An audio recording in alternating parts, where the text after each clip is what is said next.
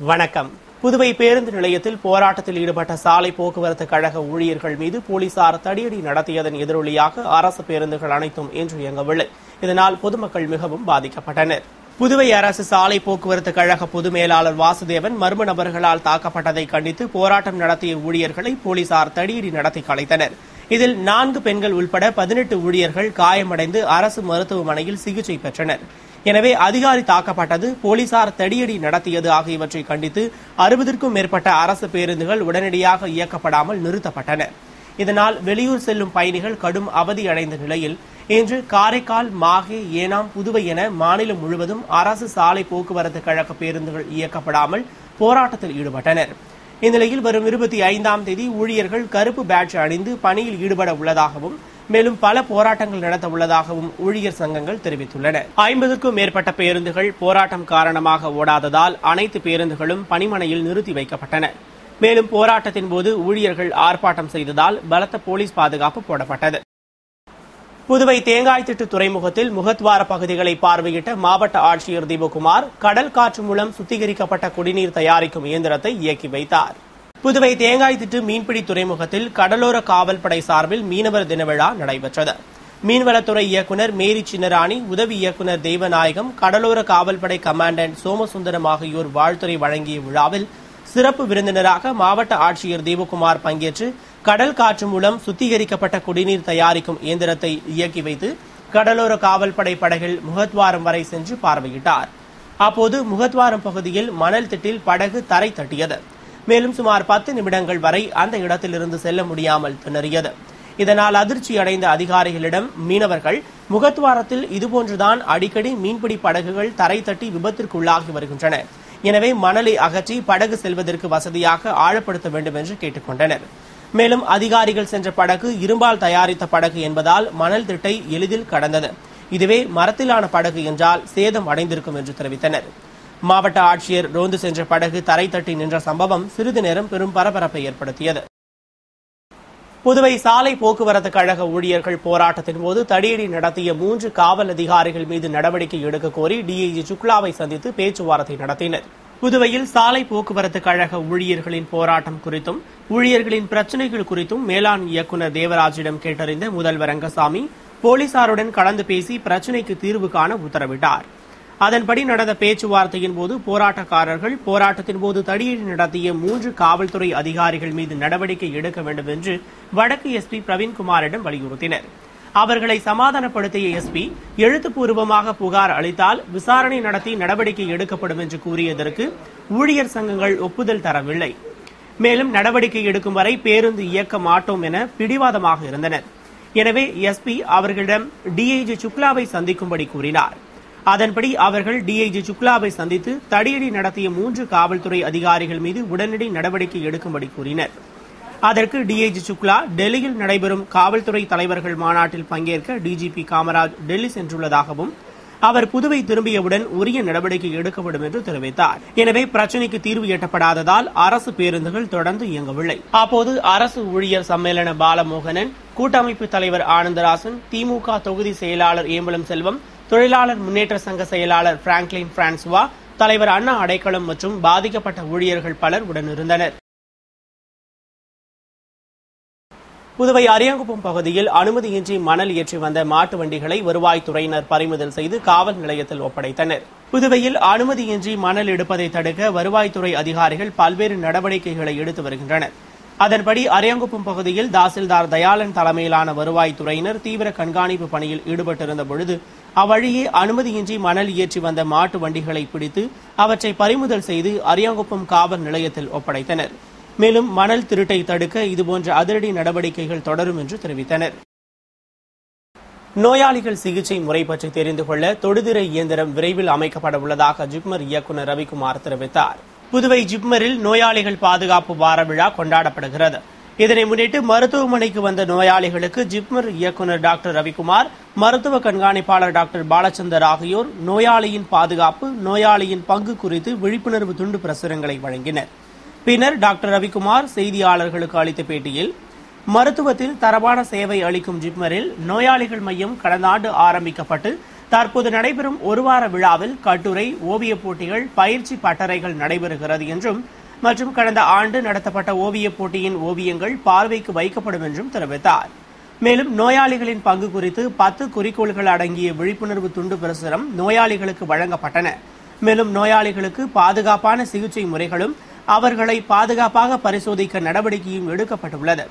அவர்களுக்கு தேவைப்படும் பொழுது அவர்களுக்கு அளித்த நோயின் சிகிச்சை பற்றிய குறிப்புகள் வழங்கப்படும் மற்றும் நோயாளிகள் சிகிச்சை முறைகளை தெரிந்து கொள்ள கீ ஆன்சர் எனப்படும் தொடு இயந்திரம் பொருத்த நடவடிக்கை எடுக்கப்பட்டு வருவதாக கூறிய அவர், தொடர்ந்து கடந்த 18ஆம் தேதி துவங்கிய நோயாளிகள் பாதுகாப்பு விழா 24ஆம் தேதி வரை நடைபெற உள்ளது என்றும் தெரிவித்தார்.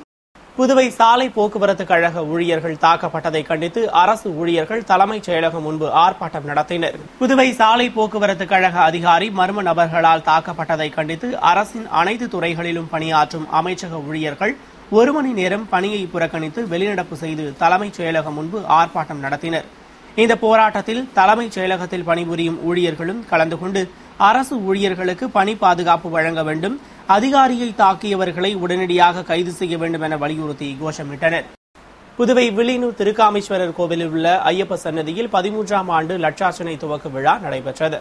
புதுவை வில்லியனூரில் எழுந்தருளி உள்ள அருள்மிகு ஸ்ரீ திருக்காமீஸ்வரர் கோவிலில் உள்ள ஸ்ரீ ஐயப்ப சுவாமி சன்னதியில் 38ஆம் ஆண்டு திருவிளக்கு பூஜை விழா மற்றும் 13ஆம் ஆண்டு லட்சார்ச்சனை ஆரம்ப விழா நடைபெற்றது. இதனை முன்னிட்டு கணபதி ஹோமம் நடத்தப்பட்டு லட்சார்ச்சனை துவக்க விழா நடைபெற்றது. விழாவில் ஐயப்ப பக்தர்கள் திரளாக கலந்து கொண்டு ஐயப்ப பஜனையுடன் வழிபாடு செய்தனர். இதில் சட்டமன்ற உறுப்பினர் நமச்சிவாயம் கலந்து கொண்டு சுவாமி தரிசனம் செய்தார். விழாவிற்கான ஏற்பாடுகளை வில்லியனூர் ஐயப்ப பக்தர்கள் செய்திருந்தனர்.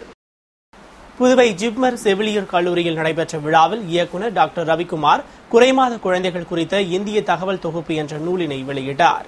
புதுவை ஜிப்மர் செவிலியர் கல்லூரியில் புத்தக வெளியீட்டு விழா நடைபெற்றது. விழாவில் சிறப்பு விருந்தினராக ஜிப்மர் இயக்குநர் டாக்டர் ரவிக்குமார் கலந்து கொண்டு குறைமாத குழந்தைகள் குறித்த இந்திய தகவல் தொகுப்பு என்ற புத்தகத்தை வெளியிட்டு பேசுகையில், உலகில் மொத்த குறைமாத குழந்தை பிறப்புகளில் 23% இந்தியாவில் நிகழ்கிறது. குறிப்பாக உயிருடன் பிறக்கும் 100 குழந்தைகளில் 13 குழந்தைகள் குறைமாதத்தில் பிறக்கிறது. இத்தகைய குறைமாத குழந்தைகள் குறித்த இந்திய தகவல் தொகுப்பு ஒன்றினை பல்வேறு குழந்தைகள் நல மருத்துவர்களின் உதவியோடு தயாரிக்கப்பட்டுள்ளது.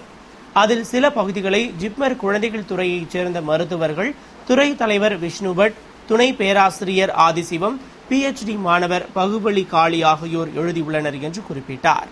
மேலும் குறைமாத பிறப்புகளை தடுக்கும் வழிகள் நூலில் விளக்கமாக எடுத்துரைக்கப்பட்டுள்ளது என்று பேசினார். விழாவில் குழந்தை நல மருத்துவர்கள் மற்றும் மாணவர்கள் கலந்து கொண்டனர். புதுவை தட்டாஞ்சாவடியில் ஆதிதிராவிடர் நலத்துறை சார்பில் நடந்த நலிவடைந்தோர் தின விழாவில் அமைச்சர் ராஜவேலு பங்கேற்று பயனாளிகளுக்கு நிதி உதவியினை வழங்கினார். புதுவை ஆதிதிராவிடர் நலத்துறை சார்பில் தேசிய ஒருமைப்பாட்டு வாரத்தின் ஒரு பகுதியாக நலிவடைந்தோர் தின விழா தட்டாஞ்சாவடியில் உள்ள சுப்பையா திருமண மண்டபத்தில் நடைபெற்றது.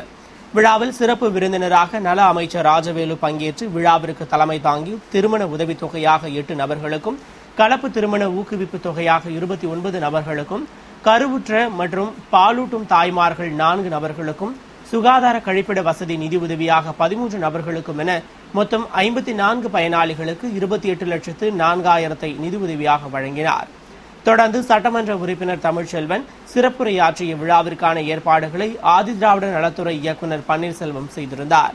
விழாவில் காந்திநகர் அரசு உயர்நிலைப்பள்ளி தலைமை ஆசிரியர் மஞ்சினி, துணை இயக்குநர்கள் ராஜேஸ்வரி, சாந்தமூர்த்தி, உதவி இயக்குநர் திலகம், நலத்திட்ட அதிகாரிகள், அரசு அதிகாரிகள் மற்றும் பொதுமக்கள் கலந்து கொண்டனர்.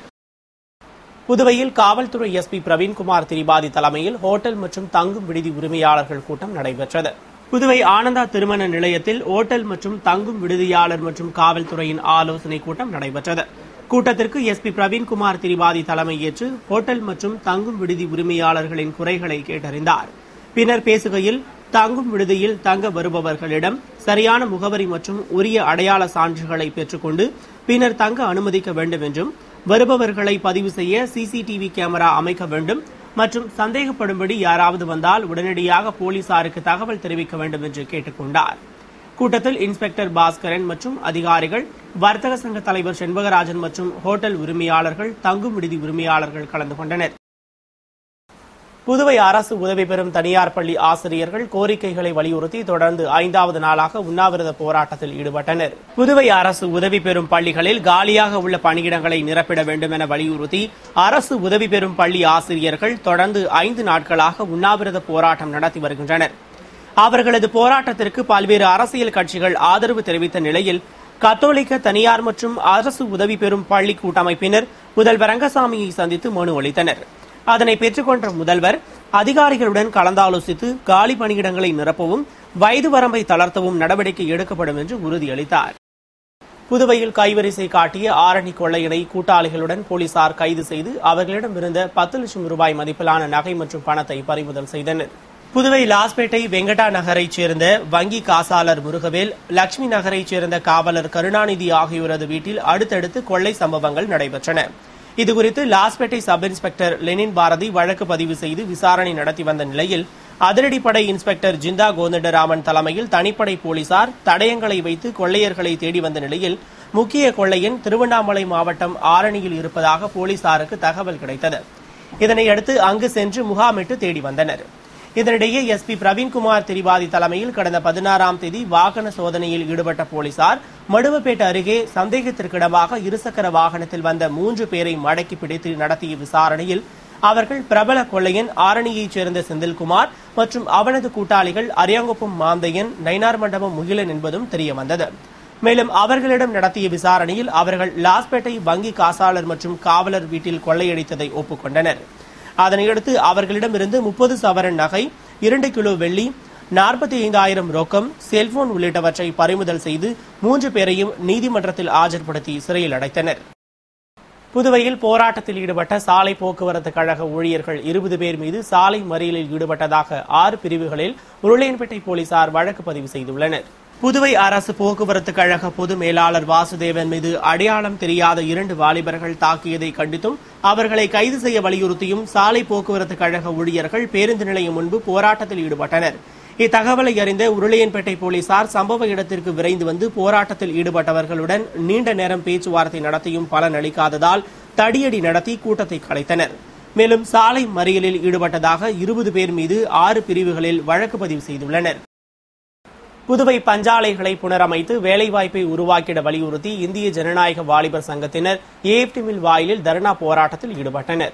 புதுவை இந்திய ஜனநாயக வாலிபர் சங்கத்தினர் மத்திய அரசே புதுவை பஞ்சாலைகளை புனரமைக்க தேவையான நிதியை ஒதுக்கிட வேண்டும், பஞ்சாலைகளில் புனரமைக்கும் பணிகளை உடனே துவக்கிட வேண்டும், ஏஎப்டி தொழிலாளர்களின் கிராஜுவிட்டி தொகையை உடனே வழங்கிட வேண்டும், பாரதி மில்லின் டை பகுதியை மூடும் திட்டத்தை கைவிட வேண்டும், பிற மாநிலங்களைப் போன்று ஜவுளி பூங்கா அமைக்க நடவடிக்கை எடுக்க வேண்டும் உள்ளிட்ட கோரிக்கைகளை வலியுறுத்தி சரவணன் தலைமையில் நிர்வாகிகள் முன்னிலையில் ஏஎப்டி மில் வாயிலில் தர்ணா போராட்டத்தில் ஈடுபட்டனர்.